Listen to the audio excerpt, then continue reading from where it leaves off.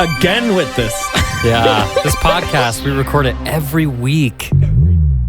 It's quite amazing. Ask not what your Haas Boys. can do for you. Yo, what's up? Haas Boys coming at you. My name is Parker. On my left, I got Mike. What's up? And on my right, I got Max. Hello. Guys, before we get into anything, there's a question that we have been tiptoeing around for a few weeks now. It's a pretty important question that we just kind of haven't touched on yet, and just wanted to breach that before we get anything started, which is, if your favorite driver or team principal or team engineer or whatever it is was a food, what food would he be? What is Gunter? Stromboli or Yeah, that's what I was thinking. I was thinking that too for him. You guys are on one we are page locked there. down, Mike. Yeah. Wow. What did you think, Mike? I don't know. It's a good question. Yeah. I mean, it's Daniel Ricciardo just a Austin, Texas barbecue meal? Like, I know he's from Australia, but It seems like it would be like a meat pie, but with pulled meats. Dude, that's funny because I thought yeah. corn dog. that's more of I feel like a Lando food. Like, what do you feed an 11-year-old? Something microwavable. But a little bit fancy, like So Totino's pizza rolls. Lando's like a pizza roll From Trader Joe's. Yeah, like the No, that's French too bougie, maybe. the French Yeah, equivalent there you of go. Trader Joe's, because he's like the young guy who's still a kid that loves chicken nuggets, but also has millions of dollars in the bank. Amazing. Yeah, in my opinion, I was thinking about Ottmar Schaffenauer, and that he would be a Twinkie, or like a warmed up Fig Newton. Okay. Oh. Yeah. I don't know if I've ever tried that. To be clear, he's still on thin ice, but we do have some heart still for Ottmar. Yeah. I don't know if you guys found, Mike dug up a picture of Ottmar in the Alpine Slanket. Yeah. If you haven't seen that, that's on the Instagram, and so he is on the mind. Yeah, we'll definitely. It's on the YouTube, right? Yeah, and you know what? We have a YouTube channel. It's going on Instagram now that you said it. Because we need it on there. Yeah, he needs to know where we stand. He needs to know what dirt we have. Yeah. Talking about other drivers that we like as a food. Yeah. Kevin Magnussen, captain of the sea, fish and chips, Oh. or a bowl of clam chowder. What do they eat Yeah. on the sea in Scandinavia? Both of them are piping hot. That's all I know. Like, he likes it a little warmer than I do. Yeah. I'm thinking of just like a great fish meal. Yeah. That seems like Fish Kevin dinners. Magnussen. Yeah. Yeah, it's probably surströmming.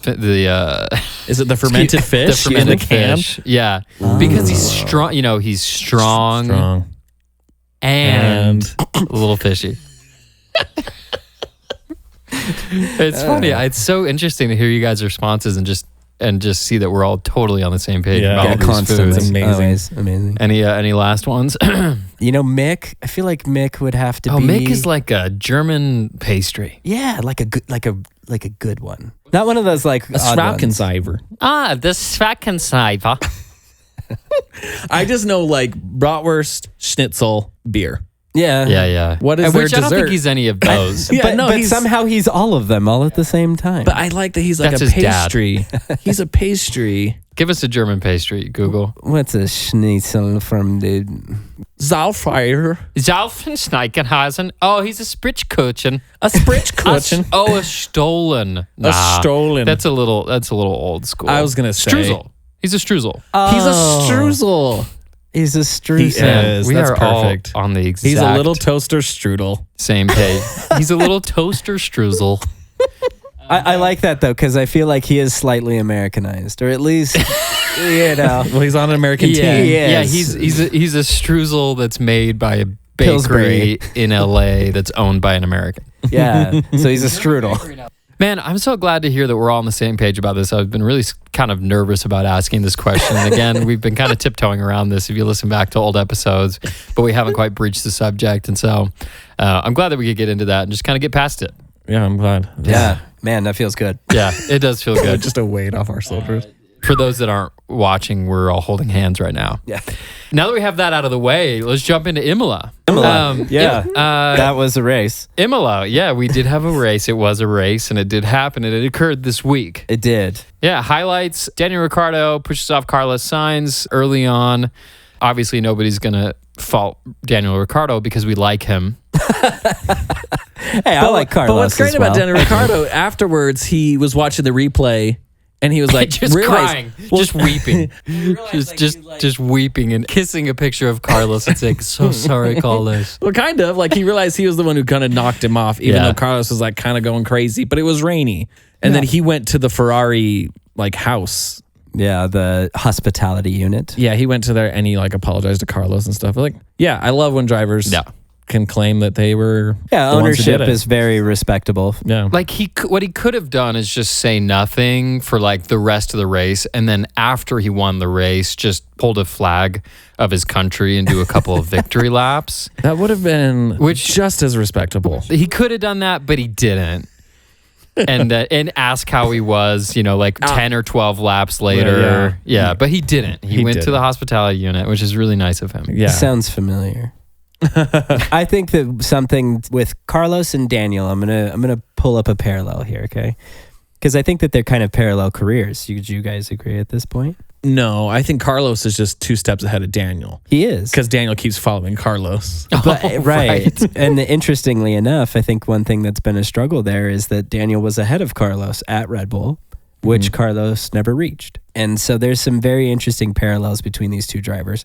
And I think Daniel would have killed for a Ferrari. And I think it would be foolish to assume that he wasn't in talks when Carlos signed the deal. Sure. Something that's really interesting about these two is when they get a clash like this, I think there is very high mutual respect. Where this one very clearly lands on Daniel's shoulders, it was interesting to see the media handle it that way. Because I'll give you the reverse perspective of how I saw it. Carlos is in the superior car for this season. It's without question. We know the Ferrari is extremely, extremely good. Yeah. He messed up in qualifying, which put him in a bad spot for the sprint race. Worked his way up the field, but still, because it's a sprint race, isn't going to be competing for P1 unless something wild took place. So that means that Carlos starts mid-pack and ends up in turn 1 in a small scuffle. Yeah. This boils down to one thing. Carlos put himself there. It could have been anybody that Daniel hit. And unfortunately, he hit somebody that has had a couple of bad weeks. So from the reverse perspective, sure, it was Daniel's fault. But at the end of the day, Carlos should have been P2. Yeah.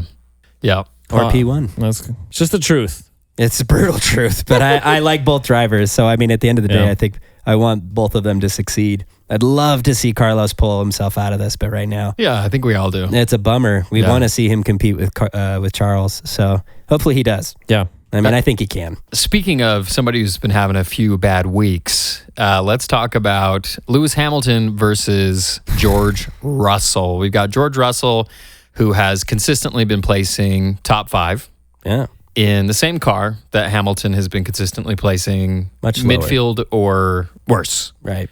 What are our thoughts? Well, I mean, I think initially the first thing that comes to mind is that George did report that he is having rib cage and back pain from how aggressive the porpoising has been affecting him physically. Oh, wow. I didn't hear after that. a long race. And I think that that's something that, we can see it on TV, how bad it is Oh my with their gosh. car. Yeah. They're Bearing in mind that this is racing suspension. Yeah. This so is not your rebars. van. Right. Welded to the chassis, right? Right. Yeah, It's they're stiff. bouncing up and down so crazy. And taking so much of that impact. The equal amounts of G-force load that they had last year, coupled now with aggressive bouncing. Yikes. That's, I'm like, the companionship is brutal. Yeah. So Russell's complaining of Of pain. Yeah. And I think that's something that we can at least maybe say that these drivers are going to be pretty equal in weight comparison and some other things because they're trying to do that. Yeah. Lewis has really worked hard at bulking up, becoming a little bit stronger. George has to stay super lean because he is tall. Massive guy. He's big.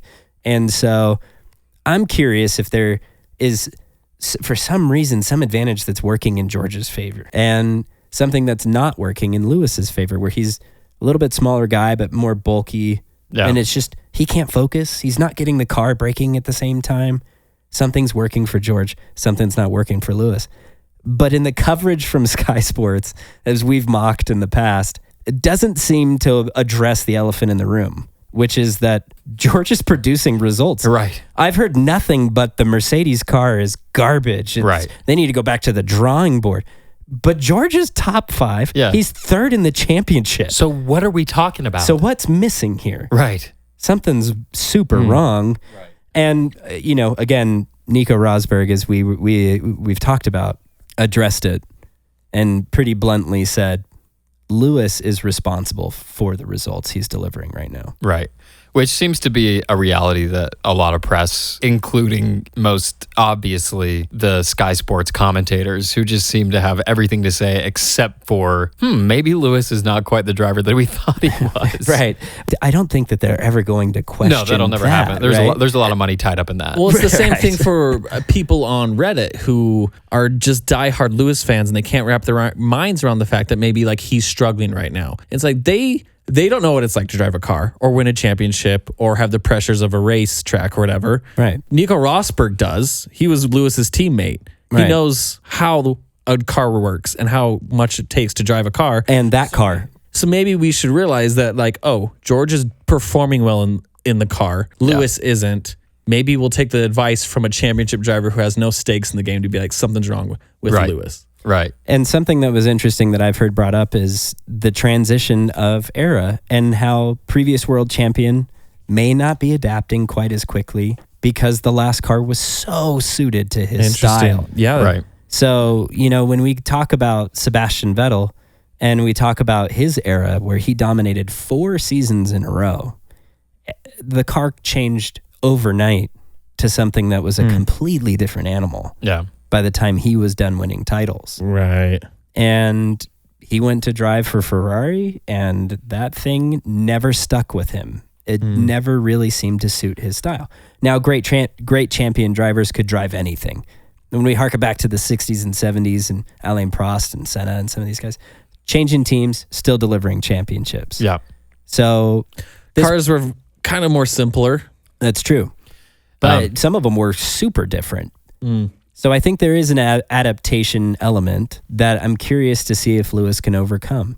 One other interesting piece to the puzzle is something that resident expert Mike was painting a picture for us about, which is the true power of that Mercedes car. Can you kind of dig into that about what you were telling us about? Yeah, so a few weeks ago, I found myself kind of digging through the back catalogs and listening to Beyond the Grid interviews, which I love, by the way. It's an incredible podcast, and for those of you who haven't delved into that catalog, highly recommend. But I was listening to an interview with Patty Lowe, who's an engineer for Mercedes, also worked at Williams and a few other teams.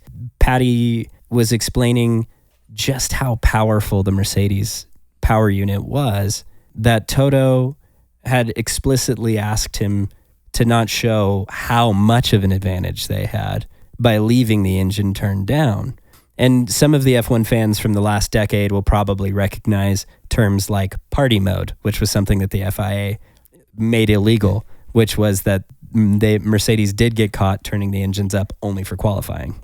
Oh, shoot. And then that was something that they said, you can't do that. You got to use what you got. Okay. Which is almost impossible to police. Right. Anyways, the long and short of it is that Toto was so confident that the car was going to be faster, and the engineers knew it as well, that they didn't want to show the full potential of the car, fearing that Ferrari or Renault or any of these other brands might actually be able to see, oh, wow, they've unlocked a huge amount of potential.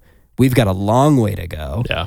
Instead, they got them spinning their wheels, trying to catch them at the mark that they were. Yeah. Which was just an insane mind game. I was hearing this and I was frustrated as a fan of the sport that they were just that good. And just to paint the picture, this is 2016 to 2018, right? Yeah. This is a period when Lewis is Most dominant extremely era. dominant. Right. Which I just find to be an interesting piece to that puzzle. As we see Lewis, let's be honest, at least to this point in the season, floundering somewhat. Right. Understanding the evolution of the car and the evolution of the driver might lead some Lewis fans to be a little less surprised as he doesn't quite deliver what he has been. Max has always had really great questions around this because Max and I both have, we've watched a few David Letterman interview. What was that? What's that show called again? My next guest is that? Yeah. Yeah, the Letterman interview with Lewis was very interesting, and I've watched a lot of different documentaries and backstory things on Lewis. Tons of respect, obviously. I think sometimes when we question Lewis, it comes across as we're haters because we don't fall under this worshiping fold that exists around Lewis. But I think it's healthy to be able to question the greats. Sure. And I think people don't go unchecked as a great. And so at the moment, I think there is a lot of questions that surround Lewis's performance. Can he dig himself out of this? What is it that Mercedes needs to unlock for him in the car to produce the same results as George? Yeah. Is it the car or is it Lewis? It's a good question. But here's the next part of that question. Suddenly, Lewis finds himself in a position where one driver is succeeding, and that's his teammate. And Mercedes are noticing that. And they're going to continue to develop the car. And if that doesn't develop in the direction of what's going to suit Lewis, and it will suit George, what position does that put Lewis in? Very interesting. Now, Lewis is obviously hot real estate. He's considered the greatest of all time by many. Could Lewis find himself competing with Perez for a seat at Red Bull or Carlos at Ferrari? Or potentially, as we saw a great result from McLaren this past weekend, do we see Lewis in Papaya? Very interesting. How married to Mercedes is Lewis Hamilton beyond 2022? Right. Interesting. It's from my point of view, the past year or so that I've been watching, and from what I know, I don't know. It seems that the trend since Michael Schumacher retired at Ferrari or whatever, seems like the trend has been like a driver will come up, win a world championship with another team, then they'll go to Ferrari because it's the dream team and they don't win anymore. Right. I see Lewis, if he wants to get in a better car, going to Ferrari and just not winning anymore. Because that's what has historically happened. Where careers go to die. No way. That guy's ego is way too big for that, dude. Yeah, so I don't know. That's an interesting question. It would be crazy to see him jump to another team because everyone knows him as Mercedes, Well, and a lot of us who were those kind of early fans, we recognize him as a McLaren driver. And when the switch to Mercedes came, it seemed out of left field. And his timing could not have been better because Schumacher and Rosberg were building up Mercedes. Schumacher retired, and Niki Lauda convinced Lewis to come to Mercedes. And that move seemed like it was ridiculous. McLaren was doing decently. They had some struggles. But Mercedes was not doing great. So the move was very risky. Interesting. And obviously, we know the results. Crazy. That'd be weird. Be weird to see Lewis in that team that Lewis fans hate. Yeah. Right. Teammates. But it would be fun to watch. It'd be Lewis and Max totally trying to kill each other on the same team. It would come to blood. I mean, it really would. What team principals would fight each other if they're on the same team? I mean, Christian would have a lot on his hands. Yeah. He can't face it outwards towards Toto. Yeah. But yeah, he can't fight with the Toto. He has to deal with it internally. Well, and Mercedes is a very inside himself. Yeah. Mercedes has a very unique culture of non-blame. Something that doesn't really exist at Red Bull, right? It's a non-blame culture inside the company. It's the blame everyone else culture. That's what it is. Yeah, exactly. I'm going to point to an exterior item and blame it culture. Right. But yeah, to that point, I just think it's interesting to even compare Red Bull to Mercedes because culturally speaking as well, Lewis has spent almost a decade with Mercedes. Imagine the shift. That would be a big, big change. Yeah. So anyways, I know he's got a contract, but it's Formula One.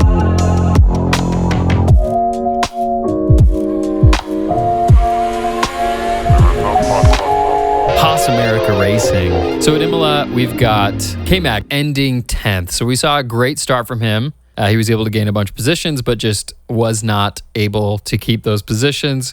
What do we think? It just seems to me that he just does not have the straight line power that these other teams do. Although in the past 3 or 4 races, we have seen him keeping up. Is this specific to Imola or is this an issue with Haas power? I don't know. Mike might have a better idea. It might just be specific to Imola. It might be because it was a rainy day or whatever. I don't know enough about it. But I'm just hoping that it's just a one-off where it's okay, we kind of had a slump this week. Like, we'll be back up at it soon enough, and like we'll be crushing it up in the the top of the paddock again. Yeah. I did see a really cool video that Haas, I guess maybe Haas put it out on their Instagram, which is really cool. It was just like how Kevin Magnussen has a history of like being so close to a lot of crazy wrecks at the beginning of races, but always finding a way out of it. Yeah, he's great. Because he did that at Imola this week, where Ricardo and Carlos go right in front of him, and he just like right around. And so, I mean, he was up ahead for a little bit, but then just couldn't hold on for the whole race. I feel like the narrative, or at least the theme of the weekend, was just unfortunately bad strategy, bad tire calls. Yeah. And just happened, unfortunately, just more than once. And so the sprint race started off so good. Kevin qualified fourth, but selected to go on a different tire compound compared to everybody else, and just drop through the order. Yeah, that's the funny thing when it comes to wets. Even how far into racing F1 we are, when wets go on, crazy tire strategies come out. Yeah, for sure. And it's definitely like who gambles soonest and gets the pick of the litter there, as far as, Daniel Ricciardo was the test puppet for this. I was going to say, weekend. Daniel Ricciardo he had a horrible start. He was at the back, but then they gave him tires and he started creeping his way up. They gave him hards and he just went right back down. Yeah. What is going on? An experiment that didn't work. What was the plan here? Yeah. So, to see Haas kind of struggle in this one was a little bit of a shame. And I think that they would agree that it was, they deserved better this weekend. But it just seemed like some poor decision making, some gambles on tires, some things like that have just not paid off lately. Yeah. And I think that a little bit of like restore back to normalcy, a little less risk taking, and maybe going for the obvious selection, since the car is that good, is really going to restore us back to kind of what we're seeing in the first couple races. I mean, they've been tested. We've had a couple races. They're getting to know the car pretty well. Coming up to Miami, they might have a really good strategy going right into Miami. Definitely. Kind of fun. Yeah. Let's go Miami. Home race. And of course, Mick starting 10th, ending 17th. Pretty similar performance to what we've seen from him, and seems like pretty similar performance from the car that we saw with Kevin. That leads us directly into the question from listener Anthony Valdez. Anthony says, love the show. Thank you, Anthony. Good. That's right. I want someone to write in and just be like, hey, hate the show. Will you answer my question? I want to hear your opinion. That day is coming, and glad. it's going to be from Otmar. He says, how safe do we think Mick's seat is? I've seen rumblings of Oscar Piastri potentially replacing him, somebody that we've talked about on earlier episodes, including the last one. If Alonso doesn't retire soon, maybe this is overblown given Mick and Haas's Ferrari connection, in parentheses, absolutely 100% legal Ferrari connection, hashtag Otmar smokes crack, which again, we don't know for sure, but we don't know that he doesn't smoke crack. We haven't heard a press release, at least, from Right. Alpine yet. And we still haven't decline. It's been a week and we still haven't heard a statement about that. But Yeah. I'm glad Anthony is trying to bust that story wide open. Right. Right alongside us. Anthony's a great He's a Haas listener. boy. Yeah, he's a great Haas He's boy. a true Haas boy. And closes with, but I imagine this will get louder if Mick continues to fall behind K-Mag. How safe do we think Mick's seat is? I mean, I didn't even know that like this guy, whoever he mentioned, Oscar Piastri. The that there was reserve like, driver. I guess it makes sense that there's tensions with like people waiting to get into a seat, and I forget that like all these drivers need to be performing all the time.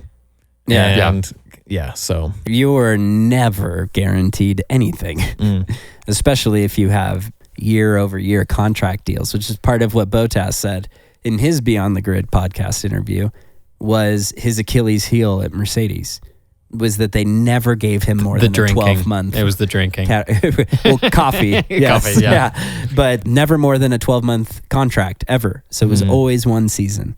Which is just a great way to just draw out the best in your team, right? Right. Nothing says faith. Keep them locking their hotel doors for fear that somebody's going to sneak in and kill them. Yeah, take their spot. Yeah, just always watching their back. So here's the deal. Mick and Ferrari, something seems like an asteroid would have to hit the Earth for that to not happen. Just because of how optics-driven Ferrari is. Right. Well, and, it just seems like all of us, and I think even the people at the Prancing Pony, are going to want to see Mick in a red car. Yeah. Mick's struggles currently at Haas, I think, do come from some lack of, again, some experience coming into the seat, having a teammate who is a rookie, not having a lot to lean on. So I think these next few races, having Kevin, having that teammate who's going to help him grow, is going to show a little bit more of his stuff. Is Mick's seat not safe, though? It seems like a stretch to lose it, but at the end of the day, Oscar Piastri is a Formula 2 champ, a Formula 3 champ, and a very promising prospect to the sport. What's this connection with Alonso? Because that's a whole nother team. Right. So why does that matter? So Oscar Piastri is the reserve driver for Alpine currently. Okay. Fernando is basically blocking the opportunity because Makes Ocon sense. isn't really going anywhere as far as what we've seen. Mm-hmm. Still delivering results. And so basically Alonso has to announce his retirement for Piastri to move into Alpine. He's growing impatient and has been very vocal in the media that he's upset that he doesn't have it yet. Oscar. Yeah. So would he go to any team, or is he just saying, I want to go to Haas? No, I mean, Haas is a pretty decent team to try and be like, oh, there's a potential there because they're not a crazy rich team. or linked to a billionaire, where currently Alfa Romeo has a billionaire. Yeah. Aston Martin has a billionaire. Williams has a billionaire. Williams has a billionaire. So these opportunities in these seats are paying for drivers who should or should not be there is arguable. I mean, Vettel sounds like he's not sticking around for much longer. Potentially. Yeah. I feel like his vibe is like, I'm good. He kind of has been like, I'm not sticking around forever.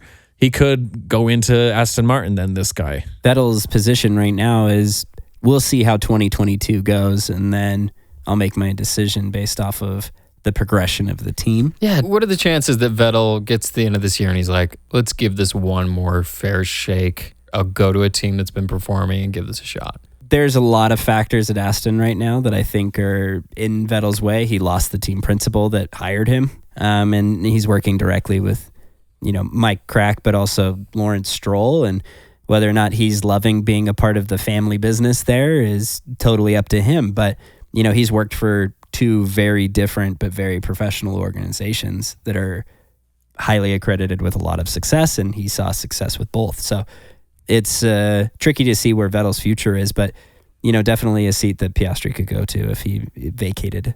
How likely is it, do you think, if let's say Mick just continues to be at the back of the grid every race, he can't get better, how likely is it you think he would lose that seat if he can't perform? I mean, it's tricky because I feel like I see Mick as a really great opportunity, a really great driver that has delivered results. Yeah, we all do. What are those results? It's been in the previous... In F2. Yeah, like F2 and F3. And up through karting and things like that. But where I think that this is an interesting conversation is Mick straddles the line between billionaire boy and up-and-coming driver. Because he does have a lot of financial support. And he also does have just a huge following. And that kind of clout does help elevate a driver. Mick has a lot of social media followers. Mm-hmm. He's a name that's going to be talked about in the press forever. But to kind of parallel this to like NASCAR, Dale Earnhardt Jr. never really quite achieved what his dad did, and something that he's comfortable discussing. Dale was inducted to the NASCAR Hall of Fame, and it was something that a lot of people felt mixed feelings around. But the thing is about Dale Jr. is he was the most popular driver in NASCAR every year they voted for drivers. Right. So it didn't matter that he wasn't delivering 7 championships like his dad. He was still one of the most popular. So I feel like Mick still has a lot of value and still has a lot of opportunity. So Mick is a reserve driver for Ferrari. Correct. Could they just like take him out of the Haas seat? He's still that reserve driver, and they get a better driver for Haas if that happens. I think that that's the most likely of the options we've discussed. But hopefully that doesn't happen. I am stoked to see Mick get points. I think like him being in P10 was awesome.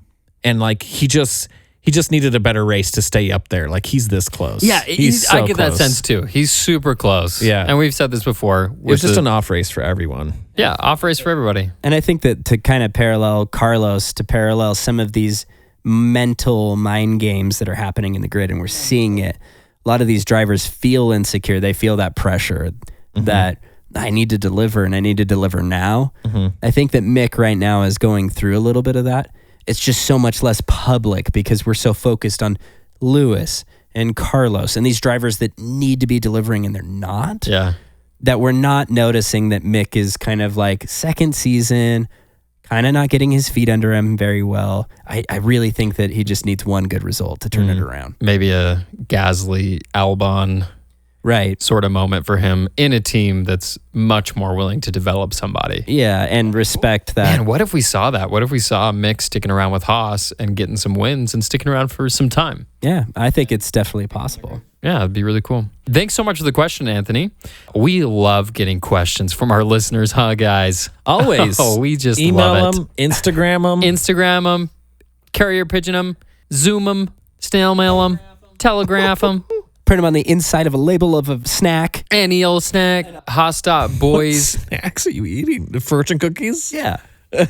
I guess that could be a snack. That's a great way to get a good message. Yeah, like a golden ticket. Yeah, once you're done with a cookie, you're done with a meal, and you're open to a great message. Yeah. DasHaasBoys@gmail.com and Haas.boys is our Instagram. That's right. We are fielding questions every week, so please send them in. Thanks, Anthony. And often the questions become a whole topic that we talk about. Yeah. And that's great. That's Every awesome. time. I love it. Yeah, I love it.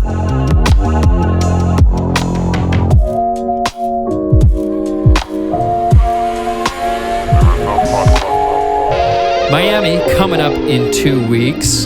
The F1 official store launched like a merch line for F1 merch of Miami gear. And it's definitely taking a lot of cues from McLaren last year. Totally. It's like a football jersey that's like Formula One. I'm like, we saw this with McLaren. Man, Zach Brown is a couple steps ahead of you Dude, guys. he is. And that's why we want him to be our dad. So please, if you know Zach Brown, get in touch with him. Make sure you let him know that we want him to be the Haas Boys' dad. Grown men, but we do call ourselves boys. Cool. I mean, I think just as a quick wrap up, how exciting. This is going to be the first race in the U.S. this year, Yeah. but also the beginning of a new age. We're welcoming so many more races to our country. So can't wait to delve more into this next week. We could talk a little further about some of the challenges they've faced locally with the judge and how they've tried to stop the race from happening. Yeah. There's so much meat there already. New tracks are always exciting because people haven't raced on them before. All the drivers are fresh, you know? Clean slate. Right, we're going to do a Haas Boys deep dive into the progression of the Miami circuit next week. But for this week, that's all we've got for you. We love you. We are with you. What? We are watching over you always. And so such shall it be unto you. Amen.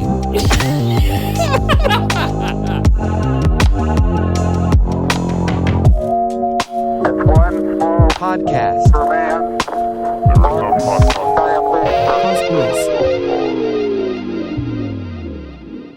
He's a little toaster strudel.